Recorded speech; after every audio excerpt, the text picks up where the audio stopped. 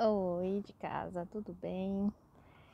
Cá estamos, mais um dia, hoje é o terceiro dia. E antes de mais nada, eu gostaria de contar uma coisa que aconteceu ontem. Ontem foi um dia bastante difícil. Na verdade, as 2 últimas semanas foram dias bastante difíceis para mim no trabalho. E aí, eu sei que num momento de em que eu pude ficar em silêncio, sem ninguém por perto, eu orei e eu pedi, né? Nas minhas orações eu sempre falo com o nosso Senhor Jesus. E o meu pedido foi muito direto. Foi basicamente de que Ele me tirasse daquele lugar emocional em que eu me encontrava, sabe? Como quem tá assim, como se eu estivesse no hospital sentindo muita dor e falasse, olha, faz uma mágica, me tira daqui, me bota assim num campo verdejante, em colinas, cheias de flores, com um vento fresco, né? Às vezes a gente quer, né, que Deus nos livre, nos tire, nos liberte de algum momento de dor e de sofrimento num passe de mágicas. Não que Ele não possa, né? Mas não é essa a promessa que Ele faz. Tanto que ontem, em conversa com Ele no meu coração, a resposta foi exatamente: não vou te tirar daí. Eu vou ficar com você aí. Eu estou com você nesse momento. Cada segundo de sofrimento, cada segundo de dor, sabe? E é, é lindo, especialmente porque o sofrimento não ser tirado da gente nos ajuda a não fazer dele um bicho-papão, assim, um grande medo. E é o contrário, na verdade, né? A lição é que a gente viva o sofrimento, porque convenhamos que esse mundo é bastante farto, né? Em tamanhos, modelos, quantidades, gramaturas de sofrimento. Mas que a gente aprenda a estar feliz em Deus, independente da situação, e especialmente nos momentos de dor, né? Ontem mesmo eu estava me lembrando de Paulo, né? Que disse que aprendeu a viver bem em qualquer situação, na fartura, na dificuldade.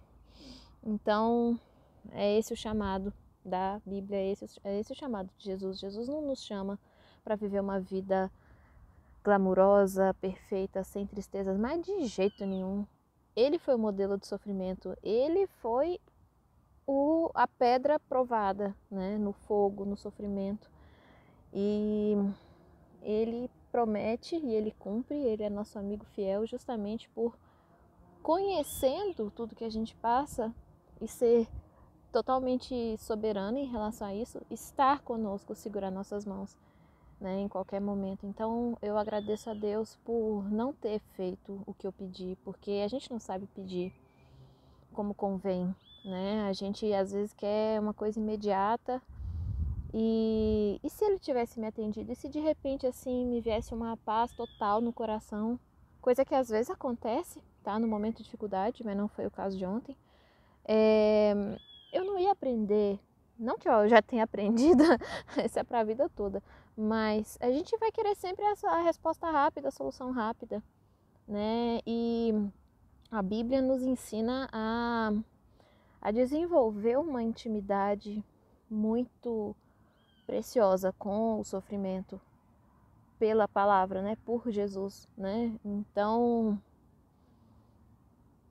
ontem eu vi um vídeo do Nathan Wheeler, eu vou botar o link na descrição. O cara estava no meio de um ataque de pânico, uma crise de ansiedade, porque ele estava com um problema renal, aí ele urinou sangue no banheiro todo, ele estava pálido, feito uma folha de papel. E no meio desse torvelinho, ele pegou o celular, gravou, e ele disse, olha, eu tô num momento aqui que conscientemente eu não tenho medo de morrer, nem nada disso, mas meu inconsciente está em pânico. E eu tô a fim de pregar o evangelho bem aqui, bem agora, nesse momento mesmo. Eu achei aquilo assim sensacional, sabe?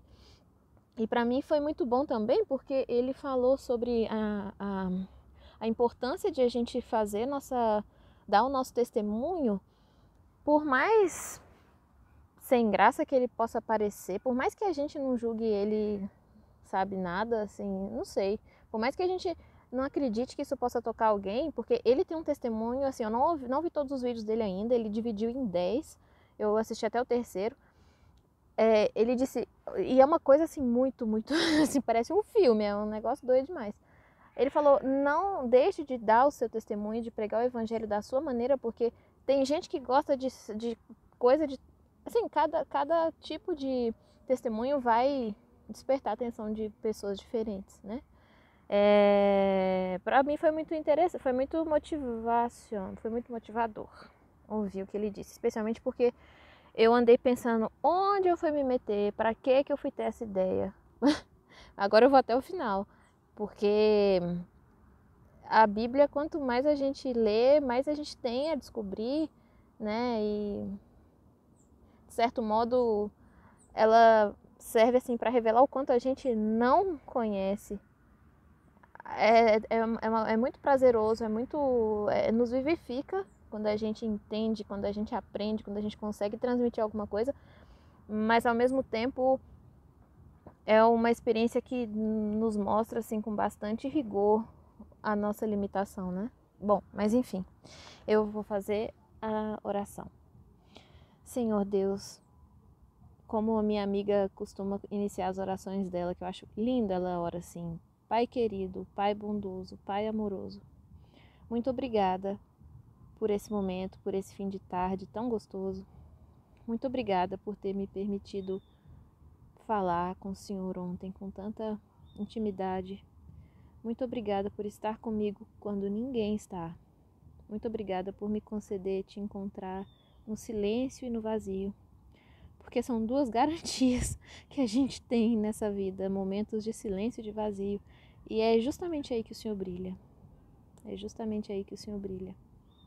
Louvado seja o seu nome. Glorificado seja o seu nome. Abre meu coração, escancara meu coração e o de todos que vierem a ouvir essas palavras, para que o Senhor entre e, como se diz, tome de conta das nossas vidas, dos nossos anseios. No nome do seu Filho amado, do seu Filho precioso, do seu Filho digno de todo louvor e honra e glória, Jesus Cristo, em nome dele a gente pede. Amém. Muito bem. Eu espero conseguir fazer antes de escurecer, porque vai esfriar. Gente, olha a situação dessa roupa. Como diria minha mãe, acabou de sair da boca da vaca. É que eu tirei um cochilinho com essa camiseta. É do Angudo Gomes, lá do Rio de Janeiro. Não sei se vocês conhecem. Bom, pra hoje, o que é que tem? Bom, se tiver... Eu já vi que povo aqui que tem um canal no YouTube há muito tempo, eles sempre começam do mesmo jeito, né? Falando as mesmas coisas. Ah, eu sou fulano de tal, inscreve, curte, nananana. Eu vou só dizer que nós estamos aqui seguindo o plano de leitura bíblica, que está na descrição do dia 1.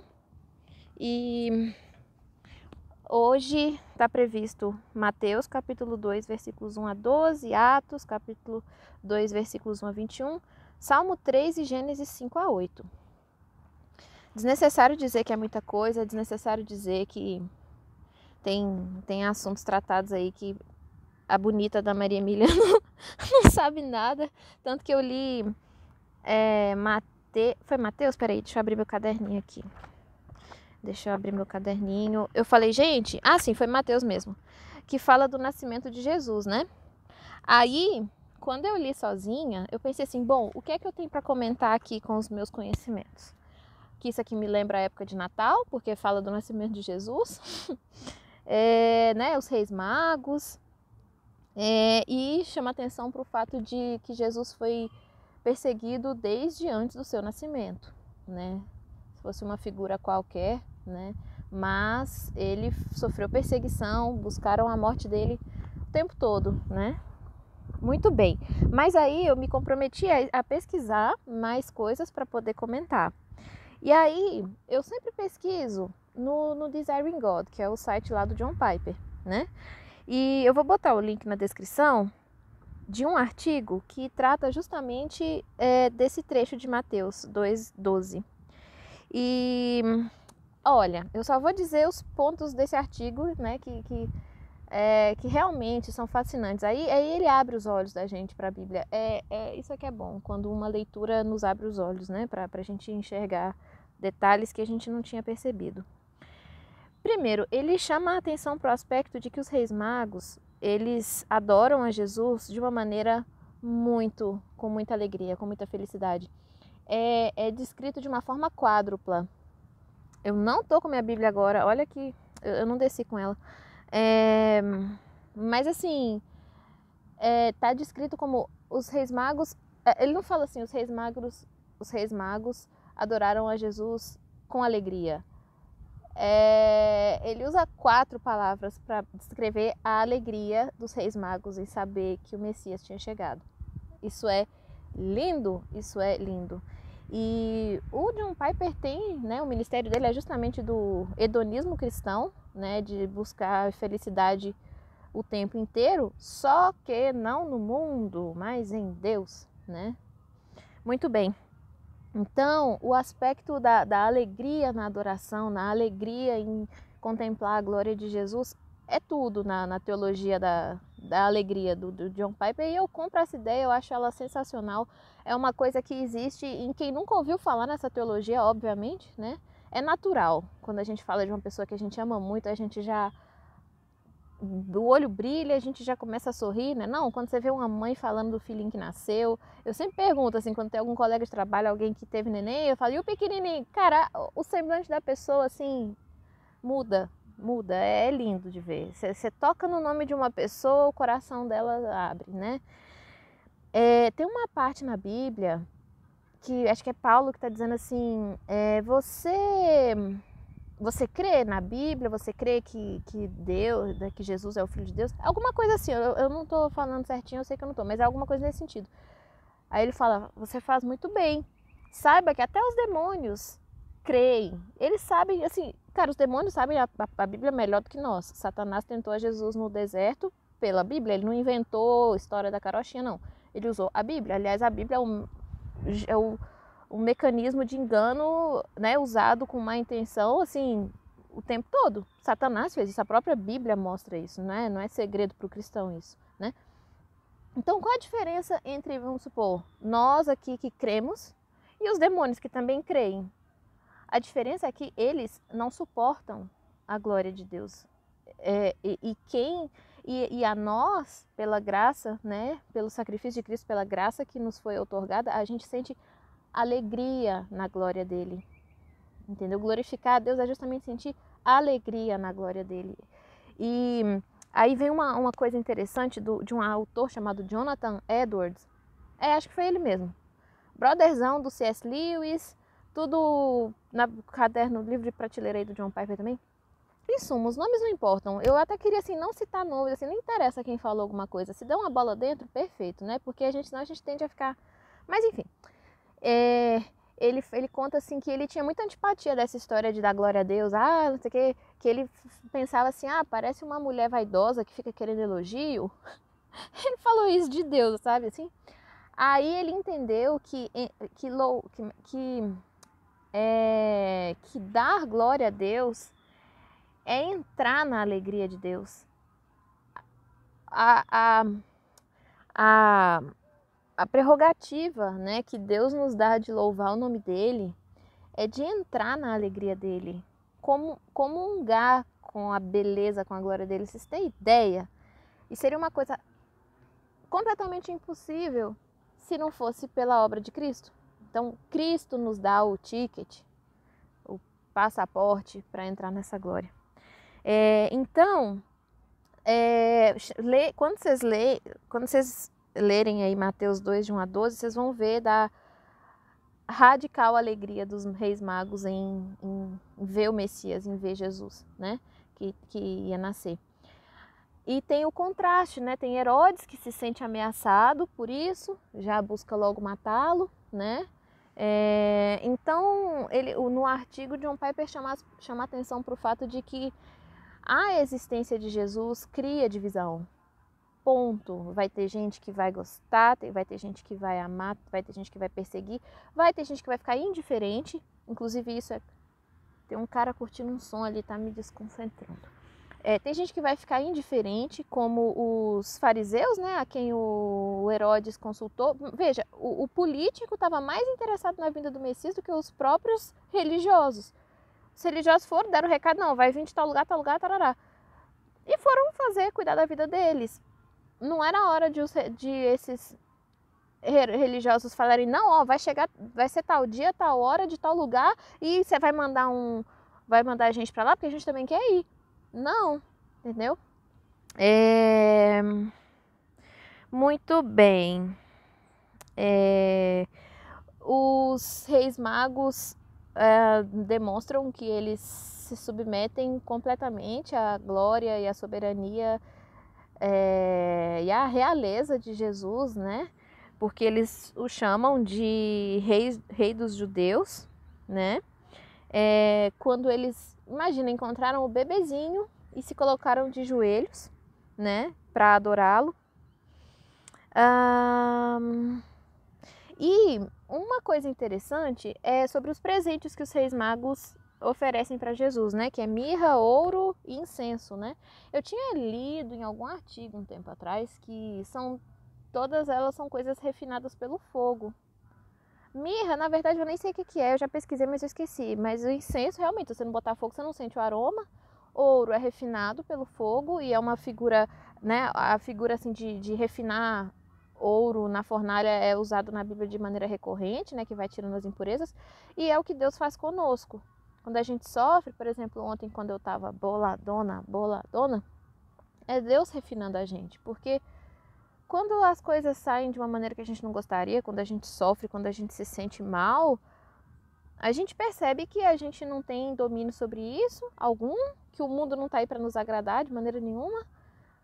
Quem é o único que promete estar com a gente, dar a mão e nos confortar? E quem é a pessoa que promete que de fato conhece nossos sofrimentos?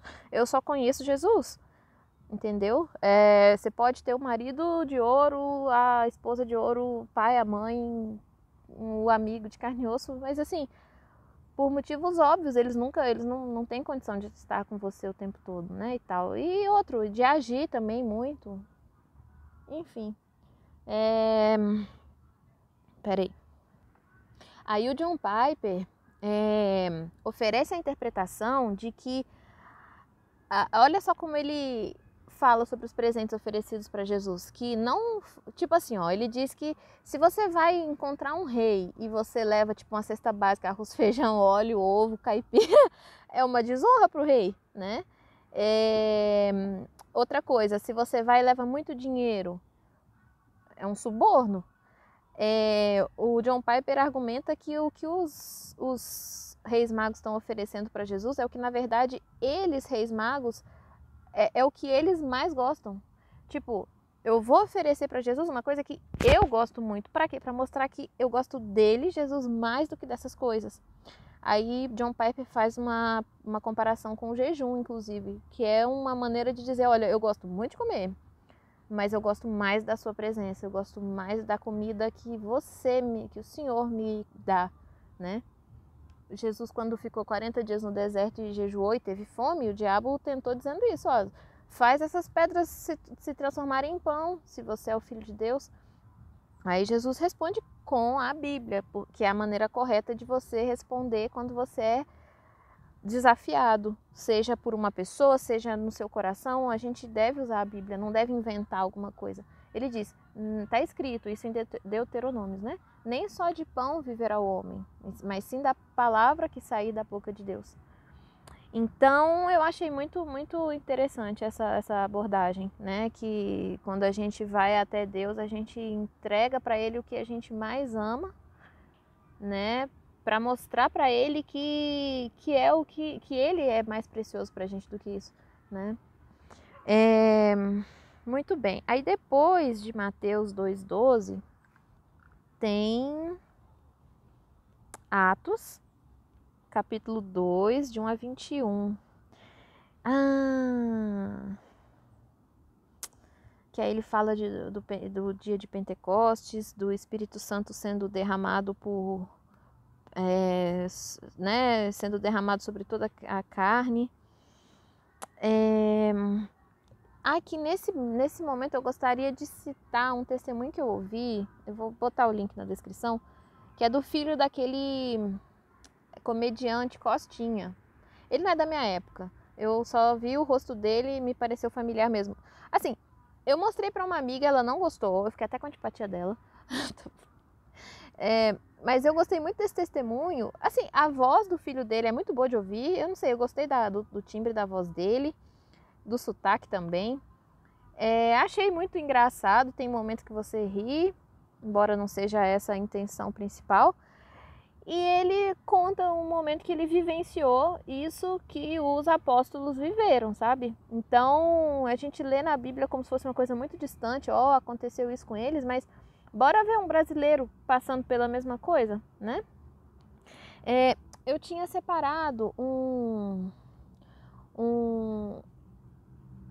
uma organização que um autor fez sobre o Espírito Santo e o que nós podemos fazer com ele, ou o que ele faz conosco.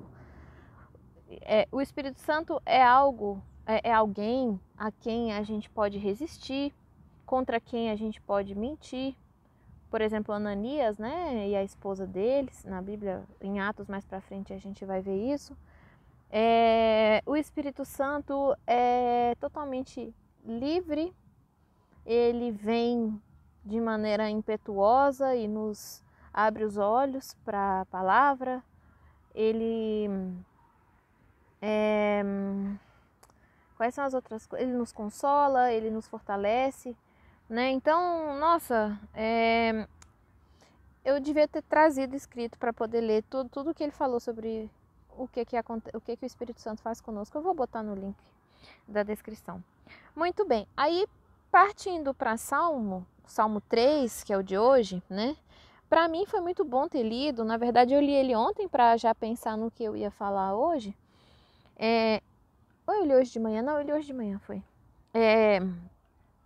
O Salmo 3 é o clamor de uma pessoa que está sofrendo perseguição, né? Assim, na verdade, muitos dos salmos são assim. E o C.S. Lewis já escreveu sobre eles, falando assim que realmente às vezes o tom até nos assusta, né? Pela violência, né? Com que o salmista está até pedindo a Deus para que o vingue, para que seja feita justiça. Aí o C.S. Lewis chama a atenção para o fato de que são pessoas, judeus, né? Vivendo momentos de perseguição muito singulares, né? Pessoas que viveram violências que a gente às vezes não viveu, né? E não tem muito esse parâmetro assim do que é ser tratado feito lixo, sabe?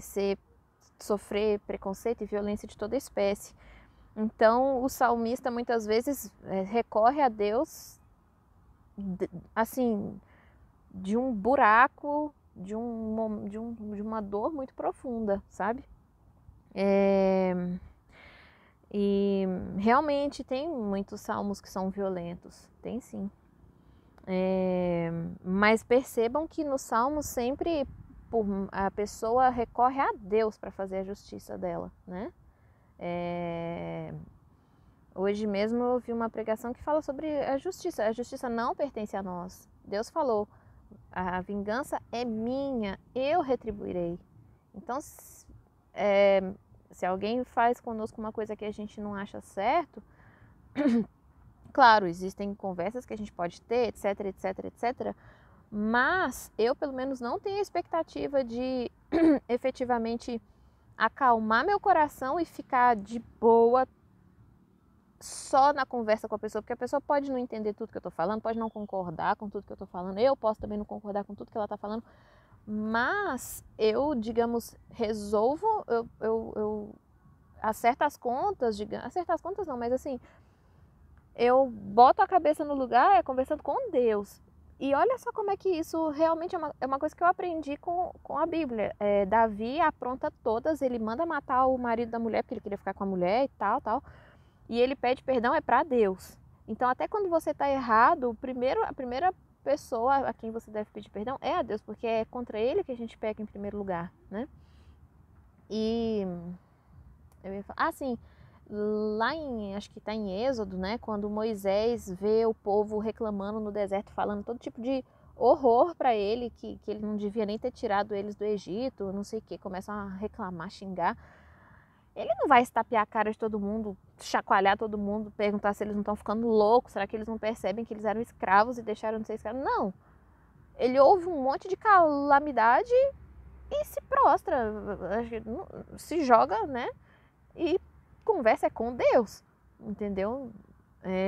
Então, assim, eu acho que isso ilustra bem que às vezes não adianta você querer, em muitos aspectos, acabar acertando todos os pensamentos com o seu irmão, com a sua pessoa, com a pessoa, mas, cara, você estando afinado com Deus, assim, de confiar que é Ele que vai fazer justiça, que é Ele que vai acalmar seu coração e o coração da pessoa, que se for da vontade dele, Ele vai inclinar o coração da pessoa a entender, ver as coisas de uma outra maneira. Não vou dizer que você vai deixar de sofrer de jeito nenhum, porque é como aconteceu comigo ontem. A promessa da Bíblia não é essa, não é essa. Mas você vai sentir de maneira diferente, assim, entendeu? Vai ficar claro na sua cabeça. Muda tudo, muda tudo. Existem várias maneiras de sofrer. Existem várias maneiras de sofrer, né?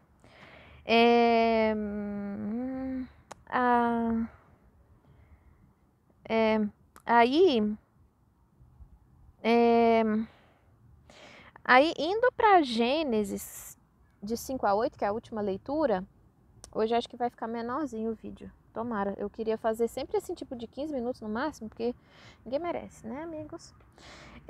Eu queria chamar a atenção pro Noé fazendo a arca dele. Assim, tem a genealogia de Adão, né, e tal. Pra vocês verem, a Bíblia é realmente cheia de genealogias, cheia de informações históricas, né? A parte de Noé, bom, Noé é citado lá no Novo Testamento, em Hebreus, na carta de Paulo aos Hebreus, que diz que pela fé, Noé, divinamente instruído acerca dos eventos que ainda não se viam, isso é, ele estava construindo uma arca num momento em que não havia chuva, não havia nem água, eles estavam longe do mar. O povo falou, para que você está fazendo isso, meu filho? Qual é, what's the point? Então, ele divinamente instruído acerca de eventos que ainda não se viam e sendo temente a Deus, ele aparelhou uma arca. Veja, por que Noé estava sendo divinamente instruído? Ele tinha uma relação com Deus, ele conversava com Deus, ele ouvia a Deus, né? Então, era uma pessoa a quem Deus instruía. Lembra que a gente estava lendo aí outro dia? Dos Salmos também, deixai-vos instruir, né? Abre seu coração para você ser instruído, né? Noé era uma pessoa assim. E aí, contra todos os indicativos, ele estava se preparando para uma coisa que ainda não tinha acontecido, um perigo que ainda não tinha acontecido e não tinha nem indicativo de que ia acontecer, sabe? Eu ouvi uma vez uma pessoa fazer um comentário que me pareceu muito pertinente, tá? E aqui eu não vou falar que não é preciso cuidado com pandemia, com máscara, com vacina, nada disso. Não é essa a minha intenção. Mas a pessoa chamou atenção para o aspecto de que na Bíblia existem tantos alertas, tem tanta sirene piscando, buzinando, fazendo barulhão. Ninguém tá nem aí. Ninguém tá nem aí. Agora, tem outras coisas que acontecem que as pessoas fazem um estardalhaço absurdo, sabe? Não que não tenha que ser ouvido também, mas em que medida os alertas feitos na Bíblia nos comovem, digamos assim, nos preocupam, né? Eu, sinceramente, se vocês me perguntarem, tipo, a gente já vai para 2 anos e meio de pandemia, né? O quanto isso me afetou, assim, de sentir medo, zero, zero. Não deixei de ir trabalhar, não deixei de ir para os lugares quando eu precisava ir e tal. Agora, medo, assim, agora eu acordo todos os dias e eu penso que um dia eu vou morrer. se é de Covid, se é de gripe, se é de unha quebrada, se é que unha quebrada mata. Mas assim, eu acho que a gente fica mais vivo realmente quando a gente sabe que a gente vai morrer, né? Mas não que a ideia da morte venha como um medo, mas assim, como um evento importante, né? E eu quero estar preparada. É nisso que eu... O que eu tô querendo dizer? Ao invés de ficar preocupada, tem um vírus por aí, não sei o que, não sei o que, não sei o que. Cara, pode morrer atropelado, pode morrer de qualquer outra maneira, entendeu? Qual é seu vínculo com esse fato incontornável a respeito da sua vida, que é o fato de que você vai morrer? Você tá em paz com isso? Você tá até feliz com isso? Tá aí uma coisa que eu acho muito bonito na igreja adventista. As pessoas realmente anseiam pelo retorno de Cristo, anseiam, elas cantam sobre isso. Eu quero estar em outro lugar, eu não quero estar aqui. Esse mundo não é minha casa, sabe? Esse mundo não é meu lugar, eu não fui feita para isso aqui. Os anseios do meu coração não se satisfazem com o que este mundo oferece, sabe? Eu acho que essa maneira de encarar a morte é muito... nos deixa muito sóbrio, sabe? Mentira, não quer dizer que você não vai ter medo, nem nada disso. Eu também não posso nem falar do que eu nunca vivi ameaça de morte, eu acho que eu ia ter um chilique também. Mas assim, existe o outro elemento na sua cabeça do que tudo isso significa, entendeu? Que nem esse Nathan que eu falei, que eu ouvi ontem e tal. Muito bem. E por que as pessoas não ouviam Noé, estavam rindo da cara dele, fazendo barco? E por que as pessoas não estão nem aí muitas vezes porque a Bíblia fala, né? A Bíblia sabe muito bem disso. Ela diz: certamente a palavra da cruz é loucura para os que perecem, para os que se perdem, mas para nós que somos salvos, poder de Deus. É uma loucura você ficar falando de inferno, é uma loucura você ficar falando de Jesus crucificado. Olha só, aprove a Deus salvar os que creem pela loucura da pregação. E Paulo diz: pregamos a Cristo crucificado, que é escândalo, é loucura. Não é um assunto pertinente, não é um assunto apropriado, digamos assim, para o nosso paladar natural. Nossa, meu Deus, um homem morto numa cruz sem roupa, é chocante, né? Mas aprove a Deus fazer com que a sabedoria humana natural seja diferente da dele, entendeu? Para que a gente negue uma em favor da outra, né? Muito bem. Então existe esse paralelo, né? Que da mesma forma como Noé estava fazendo a arca para uma ameaça, né? Que estava para vir, ninguém acreditou. A pregação do evangelho é uma construção de uma arca, que para muita gente não faz sentido nenhum, né? Você tá comprando guarda-chuva num deserto, né? Você olha e você fala, pra que isso? Não faz sentido, mas faz. Aí uma vez o Francis Chan, que é uma pessoa que eu amo ouvir, ele é muito legal. Ele diz assim, uma pessoa incrédula falou para ele que era loucura, ele falou: vamos torcer para você estar certo. Vamos torcer para a Bíblia ser mentira, porque se ela tiver certa, tem muita gente que está muito encrencada. Ele falou assim. Bom, enfim, não me pertence, não pertence a ninguém pensar na salvação, eu acho, das outras pessoas. A gente é responsável por uma alma no mundo que é a nossa própria, né? E é um mandamento no Evangelho a gente proclamar, a gente repetir o que a gente ouve, o que a gente lê, o que a gente aprende e aquilo no que a gente crê. É isso. Eu vou botar esses links, aí quem se interessar vai achar, tá bom? Bom fim de semana aí pra nós.